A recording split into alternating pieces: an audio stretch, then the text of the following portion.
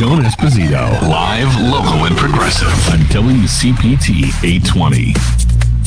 Tracy Swartz and Christy Gutowski wrote on November 4th in the Chicago Tribune an article titled "Women in Chicago Radio Call Out Toxic and Sexist Culture in Male-Dominated Industry." And a couple of the things that really made people take notice about this is that a couple of very high-profile Chicago radio guys were mentioned by name.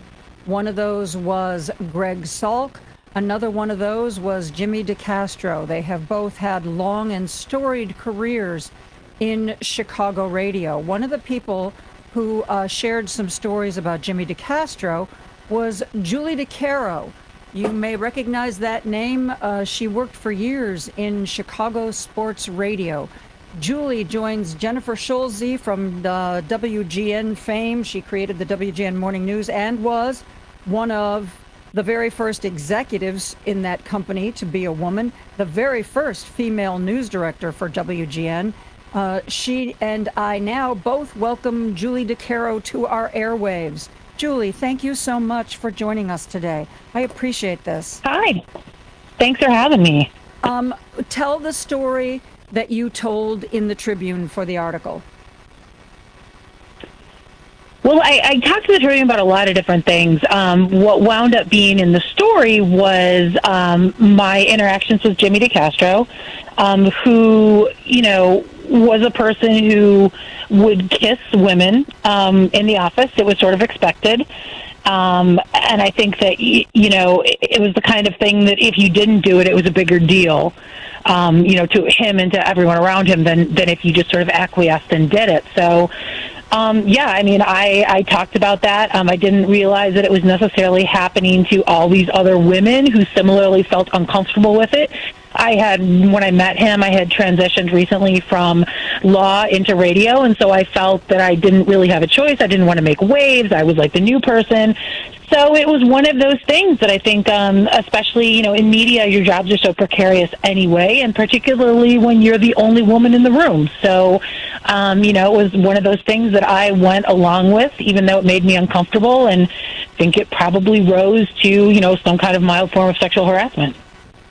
And what I thought was interesting in this reporting is that we weren't talking about egregious behavior like, he didn't come up to you and throw you up against the wall and put his hands up your skirt. We're talking about the kind of day-to-day stuff that women put up with on a regular basis, because you think in your head, is it worth making a fuss about this? Am I going to be that woman? Am I going to be the one, right. She's no fun, or she's difficult, or watch out for that one? Right. Is that kind of what was going through your head as well? Yeah, I think there's a lot of pressure in media in general and male-dominated workplaces, but especially in sports, to sort of be like, quote-unquote, the cool girl, to laugh off sexist jokes, to, sort of not call the guys out on their behavior, that, you are going to get labeled as difficult if you do that. And that was how I felt. And, in addition to being relatively new to the industry, I certainly felt that if I drew attention to it, that I was going to get a label on me that I didn't want. And, it was really funny because a lot of the guys who troll me on social media will make jokes about, oh, she probably goes running to HR every 5 seconds about stuff. I wish I had the moral fortitude, I guess, the courage to go running to HR. I didn't. And I think that most of us didn't, that we sort of put up with what we thought we could tolerate in order to stay in the industry. Jennifer, my experience, and maybe your experience too, is that HR is not necessarily a woman's friend in this kind of a situation. What do you think about that? Well, HR works for the company. The person that runs HR reports to the person that runs the media outlet. So while I'm not in any way meaning to disparage people who do that work, because I think it's important work, but when you're bringing a issue or a complaint, a concern about a workplace, they are, in many respects, not your advocate, and they're certainly not, if you think about it in terms of lawyers, like, they're not representing you. Yeah. They are first and foremost, and so that, I think, is a complicated thing, and that's what was, I thought, interesting to me in one of the many things that was interesting to me about the mix, and that is, I think that when you have these sorts of very serious allegations, to investigate them internally is really not acceptable. You need to take it outside to a third party. And I know I've been involved and worked at places where they've done both. But if you do it internally, and the people who are doing the, and I'm using air quotes for all the listeners, investigation, you just really, you can't count on it. I'm not suggesting that they can't find things and do good work, but I also think if you really want to do it right, take it outside. Take it outside. Bring it out. Yes, bring a third party in and have them take a dispassionate, professional look at what's going on, where everybody has equal standing. If your company lawyer, your station lawyer, your local company HR person is the one asking the questions, they're not necessarily looking out for you if you're the aggrieved party. I would say quite the opposite. I mean, and it isn't just media that we're talking about here. I mean, remember when Silicon Valley was completely shook up by that one woman, whose name escapes me. It was years ago. Yes. She was hired to be like a software engineer, and at the time she was hired, there were a bunch of women hired, and she was kind of the last one standing, and she quit, and she wrote an essay in Medium about, she said, I'm going to write this down before I forget it. I don't know that anybody's going to read this, but here was my experience. And it was a nightmare. And she went to HR repeatedly, and she was told that the men she was complaining about could not be disciplined because they were important to the company. They either brought in a lot of revenue or they were high profile. And I think, Julie, if I'm not reading too much into this, I mean, the same way with DiCastro. I mean, to go up against DiCastro, I mean, he's one of the biggest names in Chicago radio. Yeah, that's true. And I will say that at Entercom, which is now Odyssey, women would talk. There were so few of us, but we did talk to each other. And we knew that HR was not a friendly place. There had been bad experiences by other women that had gone in with complaints and basically went nowhere and wound up harming their careers. So we knew that was not a place that we could go. And, when we all sat down and started comparing notes, it was like, this is horrific. Like, this kind of stuff should not be happening in the workplace in 2021, but there was nobody to protect us. And, unless you want to go the route of, going to the EEOC and starting, an action against the company, a legal action, there's really not a lot you can do. And just to make reference to something that we talked about earlier, Jennifer, I think you mentioned how CBS 2 in Chicago, the television station, now has a female GM. Well, Jennifer Lyons got that job because Derek Dalton was investigated and found to create a toxic workplace. And remember, he got that job because the GM before him, a woman by the name of Marty Wilkie, who had that job for 6 years, she was forced out. She was marginalized. She was diminished. She was forced out.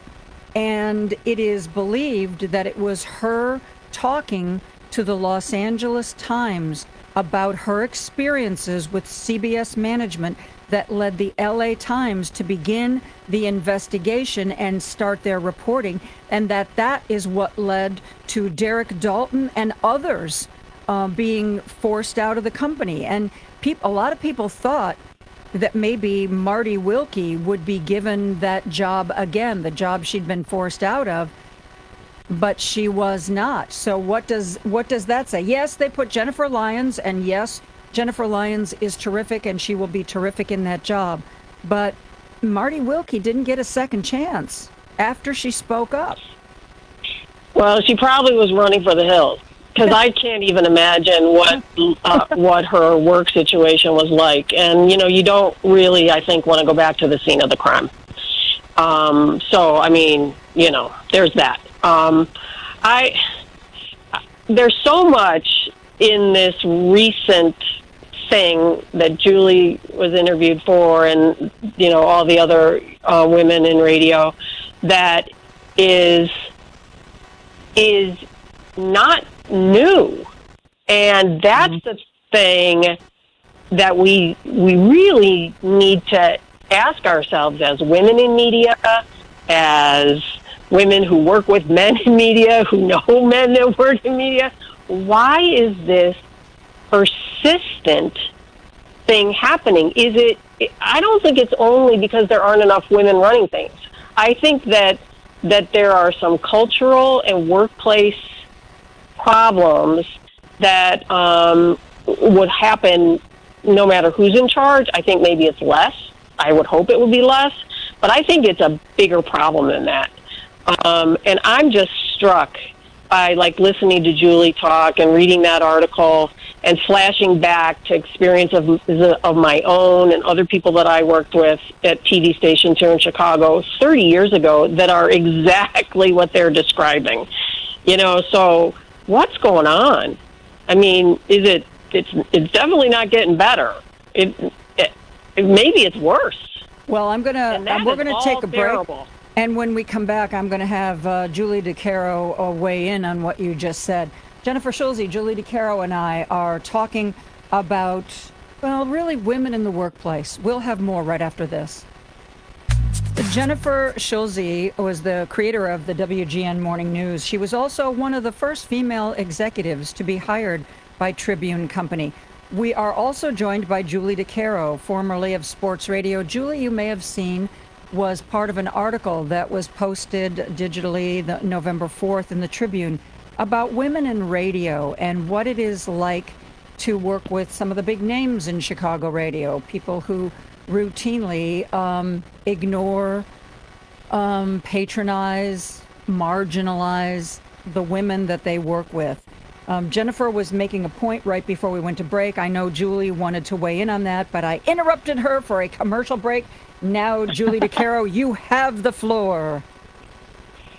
Well, I would say that, I think it is very frustrating. I feel like generations of women in media keep saying, we're coming forward and we're doing this for the women behind us. And, God, I hope the women coming behind me aren't saying the exact same thing for the women coming behind them. It just seems like it never changes. And I think, especially with the shrinking of media and so many people losing their jobs and there being so much combining of job roles, I sat there and I watched all the people losing their jobs because of COVID, and I was shocked at the numbers of women in media and why viewers and listeners don't demand that the lineups at the station reflect the audience that's listening has always been something that's really I haven't been able to understand. So, women make up roughly 50% of the NFL audience. I think it's 47% or something like that. But whenever we talk, NFL, or you turn on the TV, you just see a bunch of guys talking NFL. And I think that because people see, women on ESPN or hear them here and there on the radio, they think, oh, it's so much better. But when you're comparing, how many women are working in the industry versus the women that are consuming the product, there's a huge disparity. And I think the other component of this is that, a lot of outlets want diverse voices. They want women, they want people of color, they want members of the LGBTQ community, but they don't want to protect them from both within and without the workplace, because that's a lot of effort. It's a pain in the butt. They don't want to have to do all this stuff. So the fact that, you can't just bring people in, have them be the only person in the room, and then just be like, okay, hands off, kind of sink or swim. I think there needs to be some real effort behind the scenes to make sure that these people are being treated with respect. What would be one thing that you would put in place to make sure that happens, Julie? That's a great question. I think that online harassment has become a huge thing across industries. I mean, I know that Penn National is now Penn, the literary website, is doing training for journalists to try to help them survive it. And so, I went to HR one time in my career asking for help handling trolls. and was basically told that I needed to be less controversial, and then people wouldn't troll me so much. So I think there's a huge disconnect between the people working in HR, at least in my experience, and what the reality is like on the ground for people working in media. Well, Jennifer, if somebody's working and they're in a situation where they're uncomfortable and they don't feel that HR has their back, what are the options? I mean, other than quitting, what options do you have? Well, actually, I think if it gets there to that point, I think you can possibly reach out to the different journalism organizations that you're a part of. You could bring in your own counsel. Some people have agents, so that you have somebody that's representing your interests. But take it a few steps back. These workplaces need to, from top to bottom, they need to say, we are going to reflect the community that we represent, that we are covering, that is watching us, buying us, listening to us. And that is our value. It's not just a goal, it's a promise. It's something that is important to us, and all of our hiring, recruiting, management, coverage, everything is going to feed back into that. I see that happening with some news organizations in Chicago and not with others. And then once you bring people into your organization, if it is an organization that has made it a pillar of their place, that they value all these different types of people from different communities and different viewpoints and different experiences, and they do the work on a regular basis to make that organization feel safe and valued and important, and that they have a voice, hopefully then you start to have fewer of these problems. The problem is that's just not happening, and people can blame it on the economy, or not the economy, but the economic nature of media, with, like Julie was mentioning and we talked about before with Rex, that the media's been really experiencing some weird stuff, but for decades now. So that can't just be the excuse. Well, we had to lay everybody off. Well, wait a second. You still have to have some people. Let's see what we can do with this group of people and make it, a better place for everybody, so that we don't get to this point where, a couple years later, people, or a month later or a week later, people are saying, I work at this place and they're treating me badly. It just should never get there. But once it does get there, you really need somebody else that's in your corner. Yeah. Because a company is not, while they may say to you, we'll let us help you with this, ultimately, that's not where they're, that's not their, where they are focused. Mm-hmm. They're just not. Julie, one thing you said earlier was that you can't believe that listeners don't demand more sort of equitable representation in the voices and the personalities that they listen to on radio. That was one of the things that Rex called me up about before he wrote his column, because that's one of the things he wanted input on. How would a listener make their voice heard? And I told him that with a little bit of internet research, listeners should be able to find out who are the people in the upper levels of management, and you could reach out to them directly. And of course, there's also the idea that you can vote by turning the radio station dial to another radio station. Do you have any other ideas? How would you like to see people demand that there be more equitable representation in radio? I saw quite a bit of consternation from people in management when people would tweet at them. Like they'd get, 10 or 12 tweets about the same thing, and they'd be like, I'm being bombarded. And it was like, oh, okay. That's nothing compared to what your on-air talent has to deal with on a daily basis, but okay. I think that, reaching out to them directly, I think letters are great because they go to someone's hands and it's harder to delete them and, just have them go away. It's really strange to me. I grew up listening to Chicago's talk radio, and there were always women represented. There was Kathy and Judy. There were women all up and down the dial in WGN. Maybe not necessarily with their own shows, but at least there were women in the studio. And, there are times when you can turn on stations in this town and not hear women at all. And it's just sort of something that everyone has kind of gotten used to. So, yeah, I would say tweeting, responding to the Facebook page, sending letters, calling up and just saying, hey, I just want to complain about the fact that we're not hearing any women on the station. We don't have any people of color on the station. I think the thing that I heard over and over and over, whenever there was a job opening, was we hire the best person for the job. But you can't tell me that the best person for the job is always a white man. So I think that's really sort of the problem, is that, diversity isn't something that just happens to you. It's something that you cultivate and something that you actively make happen within your organization. And, one other frustrating thing was that it was always, when a job would open, before you even had a chance to make your case for why you should get that spot, there was another white man coming in from somewhere else who was going to get that job. It's sort of like, you don't even get the chance to pitch yourself. It's always, I will have this guy in mind, and that's the guy that'll get the job. And, it's a real whisper network at a lot of places that I think women are not a part of necessarily.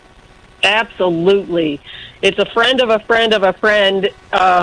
It's part of the boys club. And women have traditionally not been invited, welcomed, and so aren't in that loop. And Julie's right. Job posting will go up. They already know who they're hiring. That's just to fulfill some sort of HR requirement. That still happens. Well, and I used to find out about job openings at my station from people at other stations. Like, they knew about it before I did.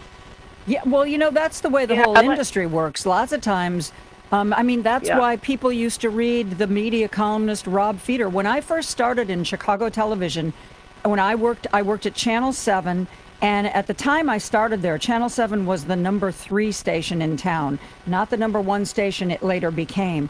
And literally, people would read Feeder to find out whether or not they still had a job.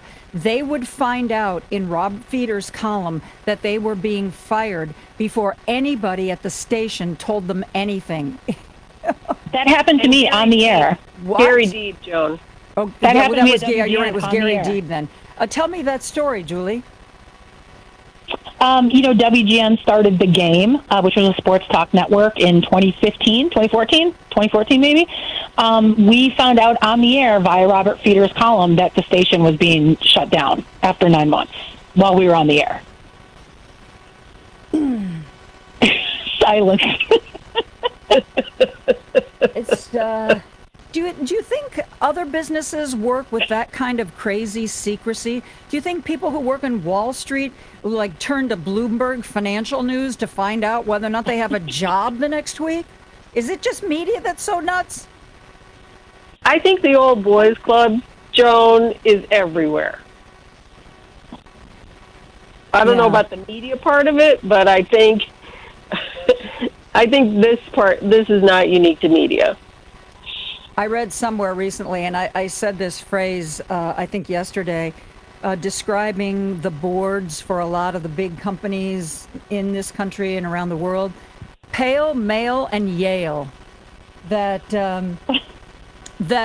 it's this conscious or unconscious bias. I want to hire or bring on somebody who looks like me, who has my same cultural experience, somebody I feel comfortable with. And until that changes, I think this is where we find ourselves, ladies. Thank you so much. Exactly right. For sharing part of your afternoon with us. Julie DiCaro, it is a pleasure to meet you on the radio. Jennifer Schulze, we will continue our discussions of media and media literacy down the road, because I think that this is something that it may not be headline news, but it's really, really important to talk about. Thank you both so very much. Thank you. We are going to take a break. Joan. Thank you. We're going to be back with politics right after this.